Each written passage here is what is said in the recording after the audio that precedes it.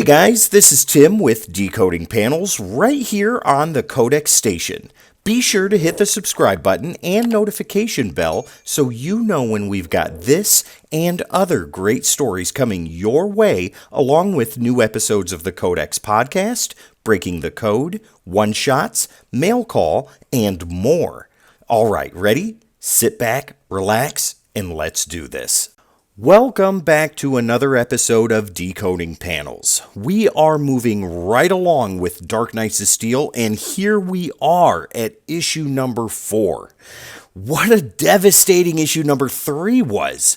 Now, if you haven't read or seen the Decoding Panels episode, stop here, go check it out, and find this title at your local comic shop, then come back here for what is sure to be another exciting issue.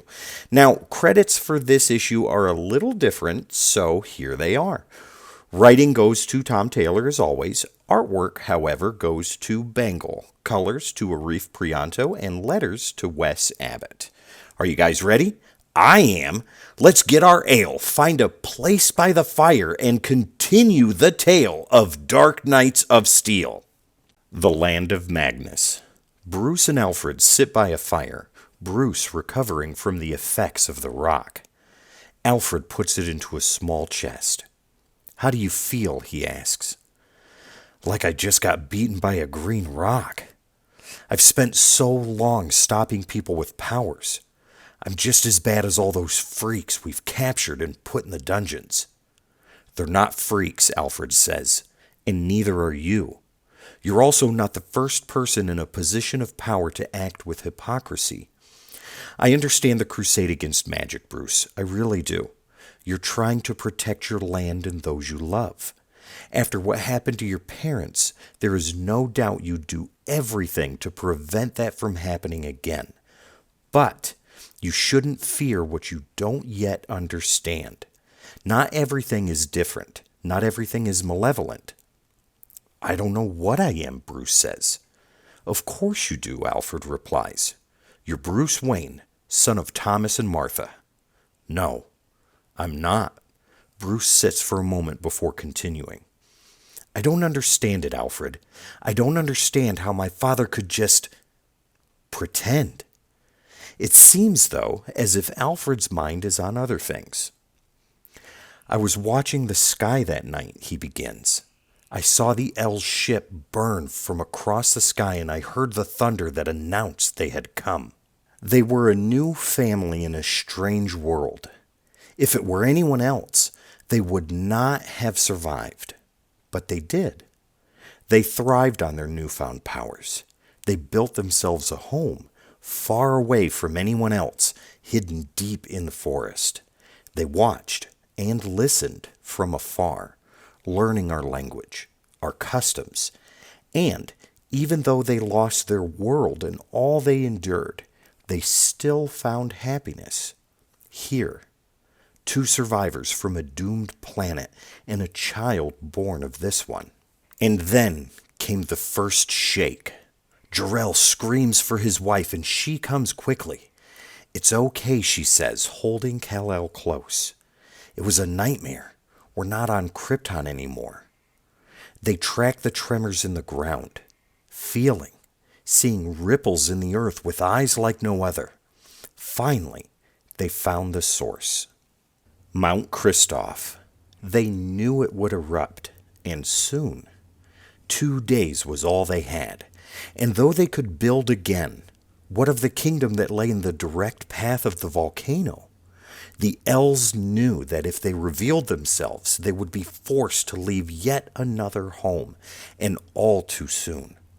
But with their great minds, perhaps they could help, but still stay out of things directly. And so, with so little time to prepare, they began to work on a plan. They showed how, if the Wayne's army got to work that instant, that day, they could prevent disaster. They could build trenches to divert the lava, make masks to save themselves from the ash and smoke, directions and trajectories on where molten rocks could fall. These plans were handed to your parents' advisor. Jor-El begged for the plans to be given to the king and queen. Their advisor was wise, and after reading them, he would see what was to come. Please, pass this to the king and queen, he said. And as they took a sigh of relief, knowing they had helped, those very plans never made it to your parents. No, their advisor, Alexander Luther, was a stubborn and prideful man. He had his own notions, his own beliefs. And so, when the volcano was hours from erupting, the Waynes had no idea of what was to come. The Els could have run, but they had already lost one home to arrogance already. They could not afford to lose another. Jor-El demanded to know why the kingdom had not been evacuated.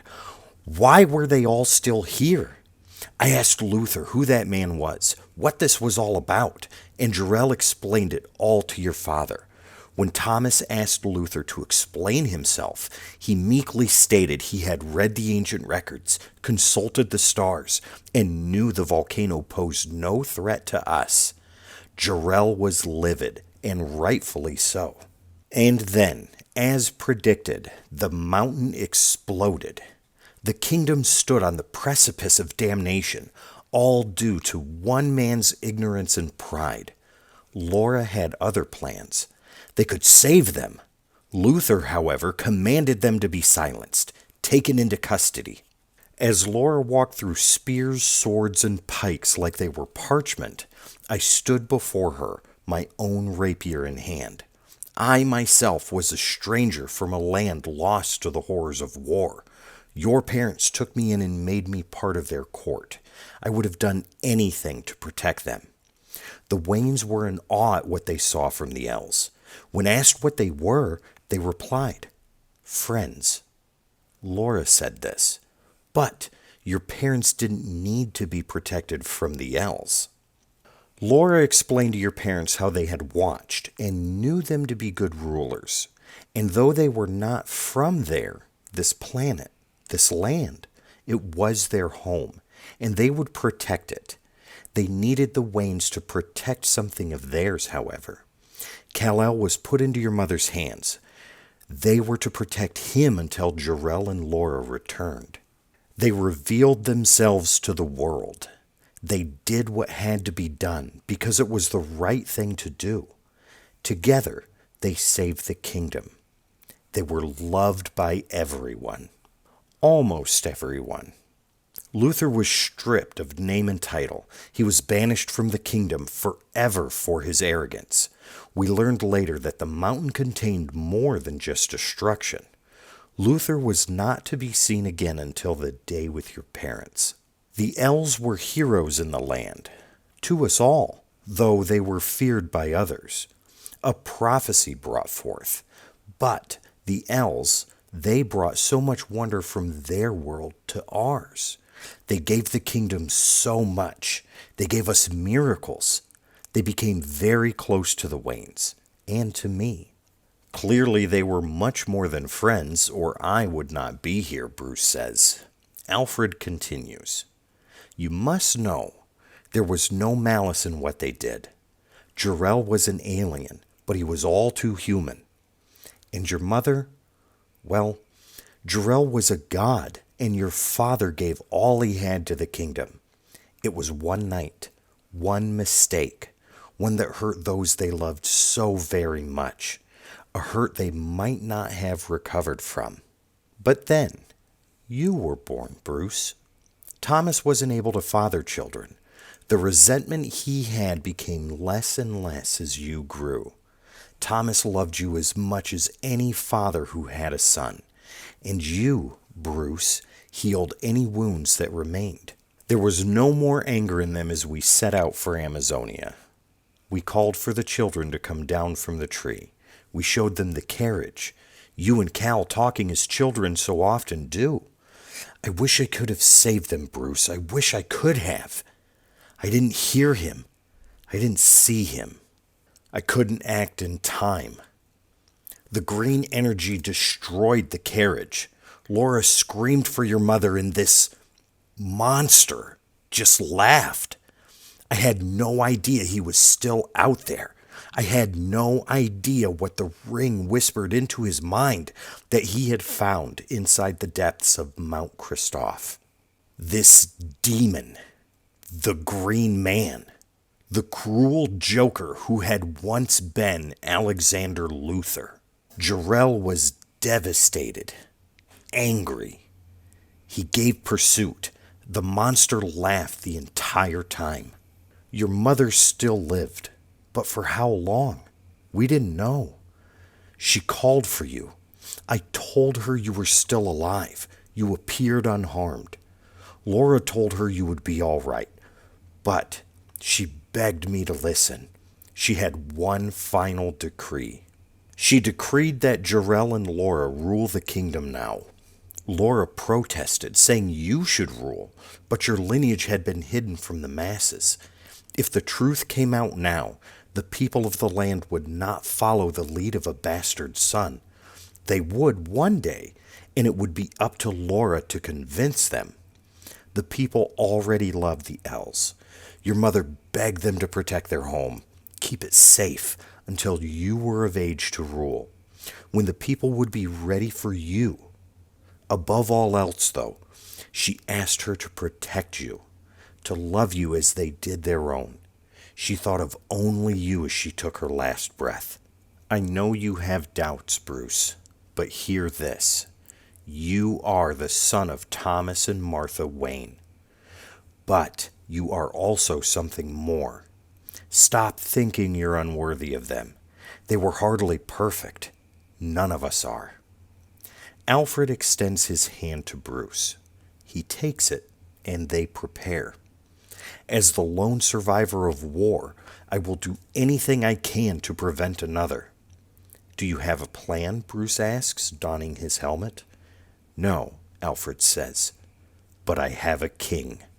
Ladies and gentlemen, I had an absolute blast doing this issue for you guys. This one was one of my favorites to script out and to do the voiceover for. I absolutely loved it.